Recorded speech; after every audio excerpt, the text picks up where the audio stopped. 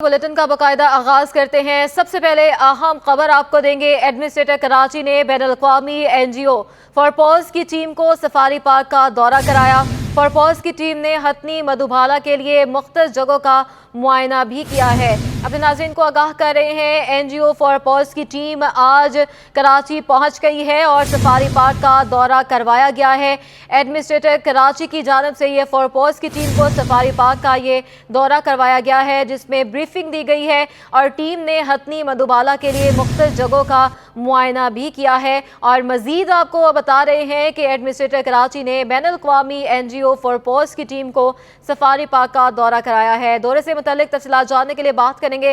रिजवान अहमद वहां पर मौजूद हैं। रिजवान, आगाह कीजिएगा, दौरा करवा दिया गया है?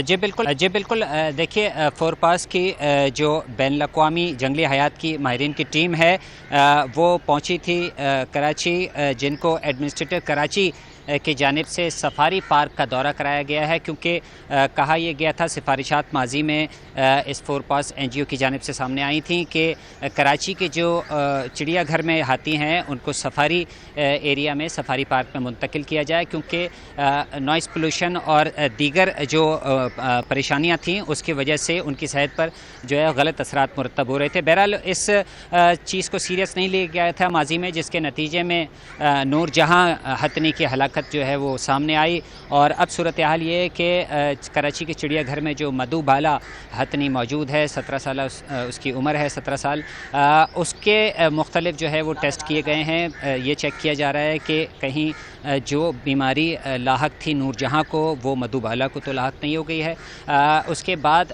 बताया जा रहा है कि आज जब ये विज़िट हुआ है तो सफारी एरिया का, तो जो फोरपास के इंटरनेशनल जो NGO है उसके आमिर साहब जो हैं, उनका ये कहना था कि यहाँ पे वो मवाफिक माहौल देख रहे हैं हाथियों की अफजाइश के हवाले से, और उनका ये भी कहना था कि 2 माह का तकरीबन वक्त लगेगा, मधुबाला को यहाँ पर शिफ्ट कर दिया जाएगा। बताता चलूँ आपको, सफारी पार्क के अर्बन एरिया में जो केज है हाथियों का, वहाँ ऑलरेडी 2 हथनियाँ मौजूद हैं, मलिका और सोनिया, जो कि सेहतमंद बताई गई हैं। इनके न सिर्फ ये कि केज का मुआयना किया गया है, बल्कि इतराफ़ में दीगर जो स्पेस मौजूद है वहाँ पर भी ये टीम गई है। एडमिनिस्ट्रेटर कराची के साथ सफारी पार्क के अफसरान भी मौजूद थे, और इस वक्त सूरत हाल ये है कि ये मुआयना जो है मुख्तलिफ केज का और यहाँ के एटमॉस्फेयर का मुकम्मल कर लिया गया है। अब मीटिंग जो है वो जारी है। जी, रिजवान अहमद हमारे साथ मौजूद हैं और बता रहे हैं फोरपॉज की टीम जो है वहाँ पर दौरा भी किया है और डॉक्टर्स की जानिब से बताया भी गया है। हमारे साथ ही मौजूद रहिएगा रिजवान अहमद। एडमिनिस्ट्रेटर कराची ने सफारी पार्क में हाथियों की अफजाइश की नवीद सुना दी है। सैयद सैफुर रहमान कहते हैं सफारी पार्क में जानवरों को बेहतरीन सहूलियात फ्राहम करेंगे। मधुबाला के कल मुख्तलिफ टेस्ट भी किए गए हैं। मजीद क्या कहा है, सुनते हैं। देखिए, सफारी पार्क 1970 में बना, 207 एकड़ पे जगह पे मुहित है। 105 एकड़ बिल्कुल इन जानवरों के लिए, जंगली हयात के लिए रखा है। हम चाहते हैं कि एक आलमी सतह की यहाँ पे सेंचुरी बनाई जाए। सेंचुरी से मुराद ये कि जहाँ पे जानवर अपनी नेचुरल हैबिटेट में, नेचुरल एनवायरनमेंट में रहते हैं, वहीं पे उनकी अफजाइश नस्ल होती है, और ये बिल्कुल ऐसा लगता है जैसे वो किसी जंगल के अंदर है। तो इसी तरीके से हमने यहाँ पे कुछ जगह ईयर मार्क ऑलरेडी की है, जो कि 10 से 12 एकड़ के करीब होगी। उस पर फेंसिंग होगी, लोग यहाँ गुजरते हुए हाथी को देख सकेंगे। यानी हाथी अपने आप को ऐसा तस्वुर करते हैं कि जैसे किसी जंगल में। सफारी पार्क के आप दोनों हाथी देखिए, वो बिल्कुल दरख्तों के से घास, पानी, ये तमाम चीज़ें होंगी। एक बहुत ही शानदार प्लान है जिसमें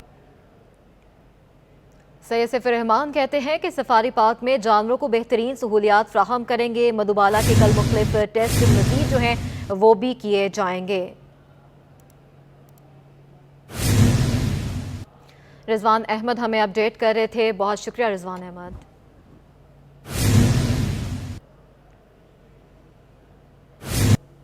कराची के शहरियों के लिए अच्छी खबर आ गई है। SSGC ने सस्ती LPG और गैस सिलेंडर की फ़रोख्त शुरू कर दी है।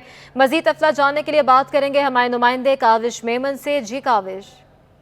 इस वक्त जो है वो शहर के बाज़ इलाकों में SSGC LPG फैसिलिटेशन खुल चुके हैं, जहां पर एक मुकम्मल तमाम तर प्रोसेस से गुजर कर एक शानदार तरीके से कस्टमर्स तक जो है वो LPG प्रोवाइड की जाती है। इसी सिलसिले में रीजनल जो मैनेजिंग डायरेक्टर हैं उनसे बात करते हैं। हमारे पास इस वक्त सबसे बड़ा टर्मिनल है 6500 मेट्रिक टन का।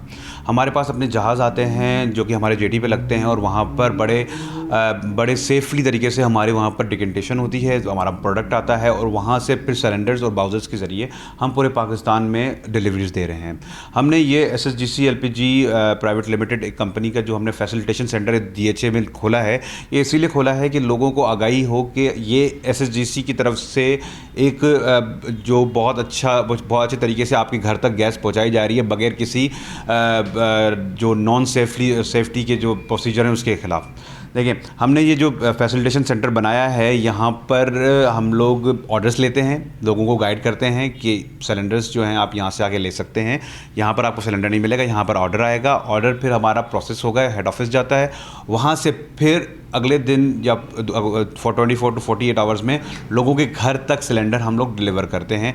उसके बाद जब उनको रिफ़िल चाहिए होता है, फिर हम जैसे आप पानी की बोतल लेते हैं तो वो एक सिक्योरिटी डिपॉजिट होता है, उसके बाद नेक्स्ट टाइम जो LPG जो आपको चाहिए होती है वो गैस के पैसे होते हैं और वो आपको जो है दूसरा सिलेंडर मिल जाता है, पुराना उठा के लेके जाते हैं। हम लोग जो प्राइस चला रहे हैं इस वक्त वो ओगरा की प्राइस पे हम लोग चलते हैं, इस वजह से हम इंपोर्ट कर रहे होते हैं पर हमें ओगरा की प्राइस के हिसाब से चलना होता है क्योंकि हम SSGC से हमारा ताल्लुक़ है। बिल्कुल SSGC LPG फैसिलिटेशन सेंटर के थ्रू जो है वो सलाउद्दीन साहब का ये कहना था कि बआसानी जो है वो कस्टमर तक LPG प्रोवाइड की जाती है और जो रेट है वो ओगरा के जो मुकर्रर करदा है उनका ये कहना है, ये दावा है कि 229 रुपये में ही फराम की जा रही है, जबकि अगर शहर में बात कर ली जाए तो अपनी मनमाना कीमतों पर फ़रोख्त की जा रही है। 300 से 320 रुपये तक इस वक्त LPG की फ़रोख्त जारी है। आपको आगाह करें, ईद उल फितर की छुट्टियों का आखिरी रोज़ है, कल से काम मुलाजमत फिर शुरू हो जाएगी। परदेसियों ने वापसी का रुख कर लिया है। हमारे नुमाइंदे बिलाल अहमद भी हमारे साथ मौजूद हैं। आज ईद उल फितर की छुट्टियां ख़त्म हो गई हैं, आज आखिरी रोज़ है और कल से काम पे जाना होगा सब शहरियों को। स्कूल्स भी खुल जाएंगे, मुलाजमत फिर शुरू हो जाएगी और परदेसियों ने कराची वापसी का रुख कर लिया है। बिलाल अहमद हमारे साथ मौजूद हैं, बस अड्डे पर मौजूद हैं। बिलाल, बताइएगा क्या तासुरात हैं परदेसियों के?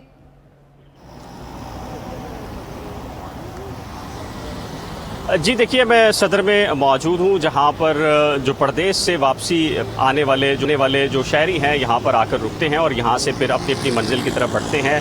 ईद की जो तातीलात थी, आज आखिरी रोज़ है। कराची शहर गरीब परवर शहर है जहाँ पर लाखों लोग अंदरूने सिंध और अंदरूने मुल्क से यहाँ पर रोज़गार और दीगर मवाक़ों के लिए आते हैं यहाँ पर। और रमज़ानुल मुबारक के आखिरी अयाम में यहाँ पर रश बढ़ गया था। शहरियों की बड़ी तादाद, परदेशियों की बड़ी तादाद ने अपने आबाई इलाकों का रुख किया था, लेकिन चूँकि आज तातीलात ख़त्म हो चुकी हैं और कल से रोज़गार पर, मुलाजमत पर दोबारा से शहरियों ने जाना है, तो यहाँ पर जो शहरी हैं, परदेसी हैं, वो यहाँ पर आना शुरू हो चुके हैं। और यहाँ पर अब तक फ़िलहाल उतना ज़्यादा रश नहीं है, लेकिन चूँकि आज पहला दिन है यानी कि वापसी का और आज आना लोग शुरू हो चुके हैं। और जो यहाँ पर बस इंतज़ामिया है उनका ये कहना है कि आज के बाद ये जो रश है वो मज़ीद बढ़ जाएगा और इस तरीके से जैसा रश कराची शहर से जाने वालों का था वैसे ही आने वाले चंद दिनों के अंदर ये रश वापसी में दिखाई देगा। अच्छा बिलाल, ये भी बताइएगा कि हमने देखा कि जब परदेसियों की जाने का सिलसिला होता है, आने का सिलसिला होता है, किरायों में बड़ा इजाफा कर दिया जाता है, इस पर चेक एंड बैलेंस किया जा रहा है?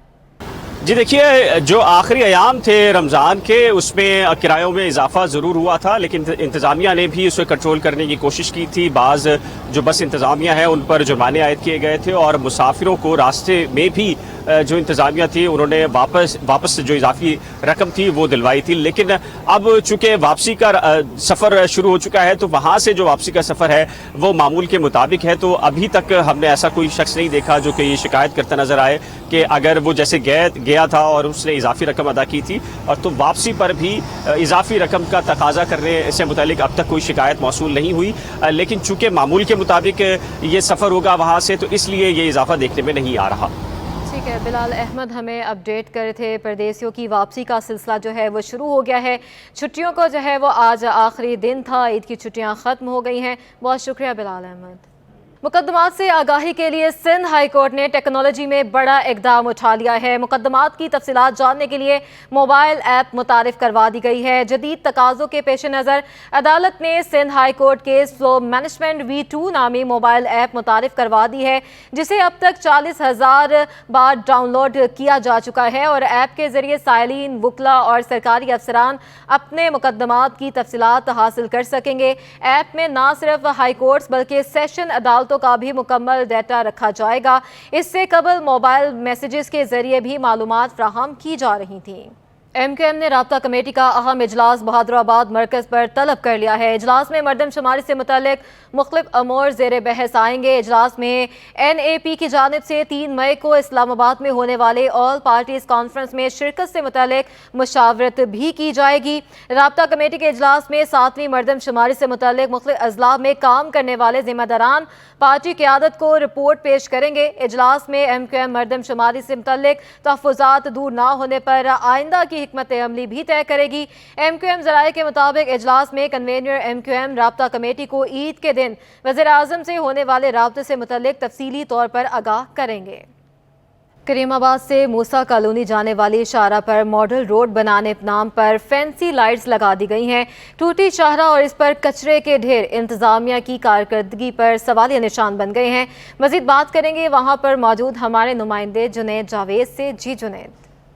जी बिल्कुल, ये करीमाबाद से मूसा कॉलोनी जाने वाला रूट है। करीबी एक अस्पताल भी, बड़ा अस्पताल भी इस इलाके के अंदर वाक़ है, जिसके पेश नज़र यहाँ पर जो लोग हैं उनको बहुत ज़्यादा मुश्किलात थी। वज़ीर आला सिंध सैयद मुराद अली शाह की जानिब से वाज़ेह तौर पर हिदायत की गई थी कि हर ज़िले के अंदर जो है वो मॉडल रोड्स, मॉडल स्ट्रीट्स और मॉडल इलाके बनाए जाएँ, जिसके ऊपर अब काम होता हुआ दिखाई दे रहा है। जिस वक्त जहाँ मैं मौजूद हूँ, इस रोड के ऊपर भी मूसा कॉलोनी का रोड जो है, यहाँ पर भी जो है सिंध हुकूमत की जानिब से लाइटें लगाने का जो है वो अमल शुरू कर दिया गया है। पहले फेज़ में यहाँ पर 24 लाइटें लगाई गई हैं। इंतहाई खूबसूरत किस्म की लाइटें हैं। माजी में हमने जो लाइटें लगी हुई देखी वो इंतहाई नाकिस और नाकारा लाइटें हुआ करती थी, उनकी रोशनी भी इतनी नहीं हुआ करती थी, जिसके सबब जो है अब हम मज़ीद बेहतरी की तरफ जो है ये लाइटें, इन लाइटिंग का निज़ाम जो है वो आते हुए देख रहे हैं। लेकिन अलविया ये है कि इसी रोड के ऊपर जो है वो बहुत ज़्यादा गड्ढे हैं, टूटी फूटी सड़क है, कचरे के ढेर जमा है। पहले इस इलाके में कहीं एक कचरा कुंडी हुआ करती थी, लेकिन अब Sindh solid waste management board की जानिब से जो है वो हर जगह कचरे के छोटे डब्बे लाकर जो है वो रख दिए गए हैं, जिसकी वजह से हर 10 कदम के फासले के ऊपर जो है एक नई कचरा कुंडी जो है वो कायम हो चुकी है। ये जो लाइटों की तनसीब की गई है, इन्हीं लाइटों के नीचे जो है वो सैकड़ों कचरा कुंडियाँ जो है वो इस वक्त भी बन चुकी है, जिनके में Sindh solid waste management board की जानिब से कचरे की मुंतकली का काम मुकम्मल नहीं किया जा सका है। इलाका मकीन और खुसूसी कराची वाले जो है मुतालबा कर रहे हैं कि वज़ीर आला सिंध सैयद मुराद अली शाह पूरे कराची की सड़कों के ऊपर ध्यान दें, न सिर्फ एक सड़क के ऊपर बल्कि दूसरी जो सड़कें हैं वहाँ पर भी जो है वो अस्तरकादी कराएं, रोड कारपेटिंग कराएं और कचरे की जो मुंतकली का निज़ाम है उसको बेहतर करें। जी बहुत शुक्रिया अपडेट करने के लिए। कराची के इलाके हसन स्क्वायर पर सड़क धंस गई है। खुला हुआ गटर शहरियों की जान के लिए खतरा बन गया है। शहरी इंतजामिया हुकूमत की नाकिस कारकर्दगी पर बरहम हो गई है। कहते हैं कराची जो पूरे मुल्क की मईशत को चलाता है, इसका कोई पुरसाने हाल नहीं है। मनाजर भी आप लोगों को हम दिखाएंगे। कराची के इलाके हसन स्क्वायर पर हमारे नुमाइंदे शहरियार सदीकी मौजूद हैं, मजीद वो अपडेट करेंगे।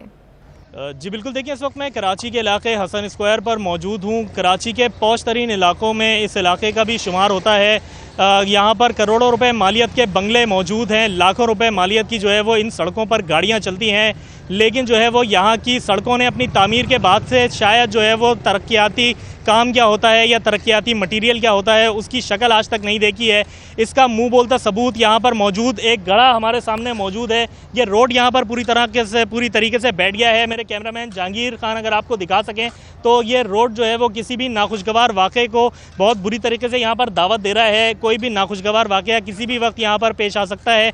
ये जिस तरीके से आप लोग देख सकते हैं, ये पूरा रोड यहाँ पर बैठ चुका है। इसके यहाँ पर जो है वो हिफाजती इक़दामात के नाम पर सिर्फ चंद पत्थर लगाकर जो है वो इस सड़क को जो है वो सेफ कर दिया गया है। बाकी ये है कि शहरी जो है वो अपनी हिफाजत को खुद यकीनी बनाए। शहरी हमारे साथ इस वक्त मौजूद हैं, उनसे बात करेंगे इस वक्त वो इस हवाले से क्या कहना चाहते हैं। सर, क्या कहना चाहेंगे आप इस हवाले से, क्या बताना चाहेंगे? अस्सलाम वालेकुम जनाब, ये देख लें आपके सामने ही नज़र आ रहा है, ये गड्ढा उबलेगा, ये कई दफ़ा बन चुके हैं, वहाँ सारे पाइप पड़े हुए हैं। ये देख लें ब्लॉक 13D में इलाका गैर बना दिया इन लोगों ने, जाने के लिए बड़ी मुश्किलात हैं। सारे इतने बड़े बड़े गड्ढे हैं, लाखों रुपए की गाड़ियाँ जाती हैं। एक गाड़ी यहाँ पर रुक जाए तो ट्रैफिक पौना घंटा जाम हो जाता है। गड्ढे आप देख लें, गटर उबल रहे हैं, कोई पुरसाने हाल ही नहीं है। कुछ लोग जो है जमात के हमारे वो इसका साथ देते हैं और जमात वाले हमारे ये रास्ता भी इन्होंने फाटक का खुलवाया हुआ है। एक गाड़ी अभी रुक जाएगी तो आज छुट्टी का दिन है, समझ लीजिए ईद की, वरना आप ये अभी गड़ा बंद होगा तो देखिएगा हाल क्या होगा। ये बांस लगाया हुआ है बीच में, कोई गाड़ी गिर जाए, कोई हादसा हो जाए, मतलब जब कोई हादसा होता है ना जब भी लोग जागते हैं। इसके अलावा आपके सामने ही है कैमरामैन, आप आपको दिखाएं ये लोगों का हाल देखें। 80 लाख रुपए की, 1-1 करोड़ की, 1.5 करोड़ रुपए की गाड़ियाँ, लोग बेचारे क्या करें, गुजरना यहीं से पड़ता है लोगों को। कितना टाइम हो गया अभी इसको यहाँ पे? ये अभी 2 दिन पहले ये गड्ढा हुआ है और ये अभी ये बैठेगा तो इसका हाल देखिएगा, जब ये काम करेंगे तो इसका हाल देखिएगा। इसकी आप वीडियो बना के ज़रूर दिखाइएगा लोगों को कि हाल क्या होता है इसका। बहुत शुक्रिया, शहरी हमारे साथ मौजूद थे। जिस तरीके से इनकी जानिब से यही बताया जा रहा है कि 2 से 3 रोज़ कबल जो है वो यहाँ की सड़क ये पूरी तरीके से बैठ चुकी है। सिर्फ ये एक इलाका ऐसा नहीं है, कराची की मुताद्दिद सड़कों का, मुताद्दिद शाहराहों का जो है वो यही हाल है। बुरी तरीके से जो है वो सड़कें यहाँ पर टूट फूट का शिकार हैं, लेकिन इनका कोई पुरसान हाल नहीं। कराची में जो है वो कराची 70 से 80% जो है वो रेवेन्यू जनरेट करता है पूरे मुल्क की मईशत को जो है वो कराची जिस तरीके से चलाता है। लेकिन कराची की और तामीर की जिस वक्त बात आती है तो कराची को हर दफ़ा जो है वो कराची का कोई पुरसान हाल नहीं होता। ये जो है वो शहरियों का यही कहना है। जी, वज़ीर आला सिंध मुराद अली शाज़ ने UAE कौंसल जनरल बक़ीत अतीक रुमैती से मुलाकात की है। वज़ीर आला सिंध ने कहा कि सैलाब ज़दगान मुतासरीन को मकानात की तामीर के लिए पैसे देने शुरू किए हैं। मुलाकात के हवाले से अपडेट जानने के लिए बात करेंगे। आजिज़ जमाली हमारे साथ मौजूद हैं। आजिज़, अपडेट कीजिएगा। जी हाँ, यहाँ पे वज़ीर आला हाउस में वज़ीर आला सिंध से मुराद अली शाह से मुत्तहिदा अरब अमारात के कौंसल जनरल बख्त अतीक ने मुलाकात की है। बुनियादी तौर पे तो ये 2 तरफा मामला पे बातचीत हुई है, लेकिन ख़ास तौर पे क्योंकि सैलाब मुतासरीन की मदद के हवाले से UAE का अहम किरदार है, तो इस मुलाकात में वज़ीर आला सिंध ने बताया है कि मुतासरीन को मकानात की तामीर के लिए सिंध हुकूमत ने पैसे देने का अमल शुरू कर दिया है। और वज़ीर आला सिंध ने इस मौका पे सैलाब मुतासरीन की मदद से जो UAE की जानिब से हुकूमत सिंध की मदद की जा रही है, तौर पे जो फंड दिए जा रहे हैं, उस पर उनका शुक्रिया भी अदा किया। यहाँ पे मैं आपको बताऊं कि मुत्तहिदा अरब अमारात के जो कौंसल जनरल हैं बख्त अतीक अल मरोती ने कहा है कि पाकिस्तान की मदद का सिलसिला जो है एक पड़ोसी मुल्क के नाते, एक दोस्त मुल्क के नाते जारी रहेगा। बहुत शुक्रिया आज़िज़ जमाली अपडेट करने के लिए। ईद आई और चली गई, लेकिन मजदूर तबके की हालत ताहाल ख़राब है। मजदूर सड़क किनारे हाथ पर हाथ धरे बैठे हैं। मजदूरों ने अपनी ईद किस तरह मनाई, अहवाल जानते हैं मजदूरों के हमरा मौजूद हमारी नुमाइंदा राबेल अशरफ से। जी राबेल। जी बिल्कुल, ईद के 3 दिन मुकम्मल होने के बाद भी मज़दूरों को जो है कारोबार ना मिल सका। मज़दूर जो है हाथ पे हाथ रख के बैठे हुए हैं। हमारे साथ कुछ मज़दूर मौजूद हैं, इन्हीं से जान लेते हैं। भाई मुझे बताइएगा कि ईद ज़ाहिर ईद गुजर गई, तो किस तरह आप लोगों ने ईद को मनाया अपना, और काम वगैरह है या नहीं? ईद के हवाले से सबको पता है महंगाई है। ख़ास तौर पे जो कंस्ट्रक्शन का शोबा है हमारा जो तामीरात का शोबा है वो शदीद मुतासिर है। काम सारा ऑनलाइन हो गया है। हम लोग यहाँ पे जो मज़दूर वगैरह तबका हुनरमंद बैठे हैं, ये कम तालीम याफ्ता होने की वजह से वो ऑनलाइन से हट गए। जी बिल्कुल, जैसा कि आपने सुना हमारे साथ मज़दूर तबका मौजूद था। उनका यही कहना है कि यहाँ पर महंगाई की वजह से जो है हमारा जो कारोबार ठप हो गया था। मेरे कैमरामैन आपको दिखा सके ज़िशान नवाब, तो वहाँ पर जो है लाइन से मज़दूर तबका यहाँ पर मौजूद है और अपनी रोज़ी रोटी के लिए तलाश के लिए यहाँ पर बैठे हुए हैं। लेकिन उनका यही कहना है कि मज़दूरों का कि ऑनलाइन जब से काम शुरू हुआ है, जिसकी वजह से ये लोग इतने पढ़े लिखे नहीं हैं कि उनको मालूम हो सके कि काम जो है किस तरह करना है। उनका ये कहना है कि हम आला हुकाम से यही अपील करते हैं कि जो ऑनलाइन कंस्ट्रक्शन वगैरह होती है उसको थोड़ा सा उसको भी तरफ देखने के बजाय हमारी तरफ भी देखें, क्योंकि मजदूर तबका ज़्यादातर पढ़ा लिखा नहीं है। तो यहाँ पर जो है जितना जल्दी मजदूरों के लिए कोई काम हो सके वो करने के लिए। खेल के मैदान से खबर शामिल करते हैं। वर्ल्ड इम्यूनाइजेशन डे के हवाले से नया नाज़िमाबाद में क्रिकेट मैच जारी है। आगाही मुहिम के लिए मारूफ शख्सियात मैच में हिस्सा ले रही हैं। मज़ीद जानते हैं वहाँ पर मौजूद हमारे नुमाइंदे जावेद इकबाल से। जी जावेद। जी मैं सर नया नाज़िमाबाद क्रिकेट स्टेडियम में मौजूद हूँ, जहाँ पर आज वर्ल्ड इम्यूनाइजेशन डे के मुनासबत से नया नाज़िमाबाद और ईसा लैब के ताउन से नुमाइशी क्रिकेट मैच खेला जा रहा है। हमारे दरमियान चेयरमैन नया नाज़िमाबाद आरिफ हबीब साहब मौजूद हैं, उनसे जानेंगे आरिफ साहब कितना ज़रूरी है कि आगाही मुहिम के लिए ऐसे इवेंट का इनेकाद एक्टिविटी हो। आई थिंक ये बहुत ज़्यादा ज़रूरी है, क्योंकि ये ख़ास किया जाता है कि जो है वो care is better than cure. तो लोगों में जो है ये आगाही हो और ये पता हो कि टाइमली बेसिस पे वो अपने बच्चों की इम्यूनाइजेशन को इंश्योर करें, ताकि वो जितने भी फ्यूचर रिस्क हैं आपके मेडिकल कॉम्प्लिकेशंस के वो अवॉइड हो सकें। तो इसी की चीज़ की अहमियत के पेश नज़र जो ईसा लैब जो है उनका इनिशिएटिव और रोटरी क्लब के इनिशिएटिव के साथ जो है वो हमने भी ज्वाइन किया और आज का ये जो क्रिकेट मैच है, फेस्टिवल क्रिकेट मैच, हमने इस की इब्तिदा की है। आज ये हफ्ते की इब्तिदा हो रही है इंटरनेशनल इम्यूनाइजेशन वीक की, तो उसमें जो है वो हम भी इसमें पार्टिसिपेट करते हैं और हम समझते हैं कि हमारी जो फ्यूचर जनरेशन की हेल्थ सिक्योरिटी के लिए बहुत ज़रूरी है कि लोगों में अवेयरनेस है और टाइमली बेसिस पे वो अपने बच्चों की जो है इम्यूनाइजेशन करें। अच्छा, आप माशाल्लाह मुल्क के मारूफ बिजनेसमैन शुमार किए जाते हैं, आप समझते हैं कि मुल्क में सेहत, तालीम और खेलों की सहूलियात काफ़ी हैं, जैसे मज़ीद इम्प्रूवमेंट की ज़रूरत है? नहीं, बहुत नाकाफ़ी है, बहुत नाकाफ़ी हैं और बहुत ज़्यादा ज़रूरत है। अनफॉर्चुनेटली हुकूमत जो है वो अपनी ज़िम्मेदारियाँ पूरी नहीं कर पाती, तो उसमें फिर ज़ाहिर प्राइवेट सेक्टर को जो है वो आगे बढ़ना और बहुत सारे प्राइवेट सेक्टर में इनिशिएटिव्स जो है वो लिए जाते हैं, लेकिन इसमें I think public private partnership का ज़्यादा फ़रोग होना चाहिए ताकि ज़्यादा से ज़्यादा जो है वो सहूलियात हों और वो अफोर्डेबल प्राइसेस में मिले। मैनी टाइम ये होता है कि इलाज जो है वो बहुत महंगा हो जाता है, तो महंगा हो जाता है तो आम आदमी की पहुंच से जो है वो दूर हो जाता है। तो इसके लिए बहुत ज़रूरी है कि ऐसे वेलफेयर इदारे हों और ऐसे हॉस्पिटल हों जिनमें वेलफेयर प्रोग्राम्स हों कि लोगों को जो है वो अर्जा कीमतों पे रियायती कीमतों पर जो है उनका इलाज हो सके। कुछ लोग अगर अफोर्ड नहीं कर सकते तो उनके लिए फ्री इलाज की ज़रूरत, और जो लोग अफोर्ड कर सकते हैं उनसे ज़रूर जो है वो यूज़र्स चार्ज लिया जाए, उनसे जो है वो कलेक्ट किया जाए ताकि वो पैसा फिर जो ज़रूरतमंद लोग हैं उनको हम ट्रांसफ़र कर सकें। बहुत शुक्रिया आरिफ साहब। सुना आपने कि आरिफ साहब बता रहे थे कि कोशिश ये की जाए कि आम आदमी को भी सेहत की सहूलियात फराहम की जाएँ और तालीम, सेहत, खेल तमाम सहूलियात हों ताकि शहरी जो है एक बेहतर अंदाज में ज़िंदगी गुजार सकें। और उनकी कोशिश है कि ये मैच जो हो रहा है आगाही मुहिम के लिए, इससे यकीनन आगाही होगी इम्यूनाइजेशन की और मुस्तकबिल में भी इसके फ़वाइद। ईद के चौथे और आखिरी छुट्टी के दिन भी समुंदर किनारे शहरी फैमिलीज़ और दोस्तों के हमरा तफरी करने पहुंच गए। मज़ीद बताएंगे मोहम्मद हमाद।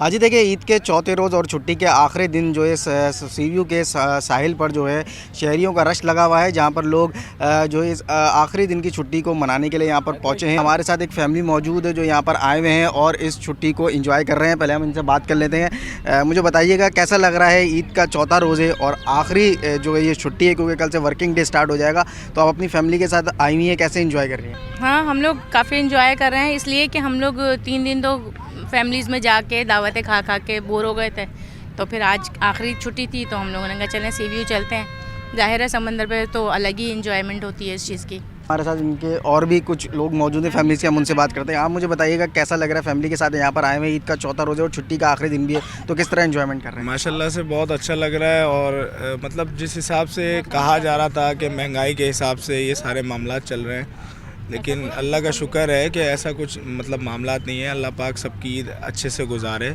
और दिख रही है आपको भी रौनक नज़र आ रही है माशाल्लाह से कि काफ़ी अच्छी रौनक है। देखिए बिल्कुल काफ़ी ज़बरदस्त जो है एंजॉयमेंट किया जा रहा है फैमिली की जानिब से। मन चले नौजवान भी यहाँ पर मौजूद हैं जो अपने दोस्तों के हमरा यहाँ पर आए हुए हैं और जो है सीव्यू के इस समंदर सीव्यू के जो साहिल है उस पर जो है हवा भी काफ़ी अच्छी चल रही है, गर्मी भी जो है आज कम है, तो लोगों ने क्यों ना सोचा कि इस आखिरी छुट्टी के इस आखिरी दिन को भी जो है इंजॉय करने के लिए सीव्यू के साहिल। शुक्रिया अपडेट करने के लिए। हतनी नूरजहां की मौत के बाद चिड़ियाघर में बड़ी तब्दीलियों का इम्कान है। ज़राए के मुताबिक गवर्नर सिंध और वज़ीर बल्दियात का चिड़ियाघर इंतजामिया की कारकर्दगी पर इजहार अदम इत्मीनान का इजहार किया है। बल्दिया उज़्मा को 1 माह में चिड़ियाघर की हालत दुरुस्त करने का टास्क मिल गया है। मज़ीद बात करेंगे हमारे नुमाइंदे रिजवान अहमद से। जी रिजवान, बताइएगा चिड़ियाघर की बेहतरी के लिए क्या इकदाम किए जाएंगे? जी बिल्कुल, देखिए हतनी नूरजहां की हलाकत के बाद न सिर्फ सूबाई हुकूमत बल्कि गवर्नर सिंध भी जो है वो सरगर्म हो गए थे। हतनी नूरजहां की हलाकत पर बल्दिया उज़्मा कराची को तनकीद का सामना मुसलसल करना पड़ रहा है। तब्दीलियां मुसलसल जो शिकायत हैं और जानवरों की अदम देखभाल की बुनियाद पर जो है वो बताया जा रहा है कि ये सारी जो सिफारिशात हैं वो मुरतब की गई हैं। इसके तहत फैसला ये किया गया है कि कराची के चिड़ियाघर में अहल जो है अफसरान ना सिर्फ ये के तैनात किए जाएंगे बल्कि यहाँ पर मजीद तब्दीलियों का भी इम्कान जाहिर किया जा रहा है। 3 मुलाजिम पहले ही जो माजी में यहाँ पे एहसन तरीके से अपनी ड्यूटी अंजाम दे चुके हैं उन्हें तैनात कर दिया गया है। कराची के चिड़ियाघर में है, जबकि ऐसे अफसरान और अमले की तलाश की जा रही है जो जू को बेहतरी की जानिब जो है वो गामजन कर सकें। बताता चलूँ आपको कि बल्दिया कराची जो जू में जानवरों को खुराक फराहम की जाती है उसके बारे में मुताबिक शिकायत थी, नाकिस खुराक के हवाले से और कम खुराक फराहमी के हवाले से। तो मॉनिटरिंग के लिए जो है वो इकदाम भी उठाया जा रहा है। बल्दिया कराची की जानिब से जानवरों को खुराक की फराहमी के लिए मॉनिटरिंग मुतारिफ कराई जा रही है। इसके साथ साथ खुराक के हवाले से करप्शन को बेनकाब करने के लिए भी एक टीम जो है वो उतारी जा रही है। हमारे जराये कंफर्म कर रहे हैं कि ये टीम जो है तमाम मामला को खुफिया रखेगी। बल्दिया कराची को ये टास्क भी दे दिया गया है आला हुकाम की जानिब से कि वो 1 महीने में जू की हालत को जो है दुरुस्त कर लें, और लाहौर जू की मिसाल सामने रखते हुए कराची जू की हालत जो है बेहतर बनाने की तजवीज़ सामने आई है। जी बहुत शुक्रिया रिजवान।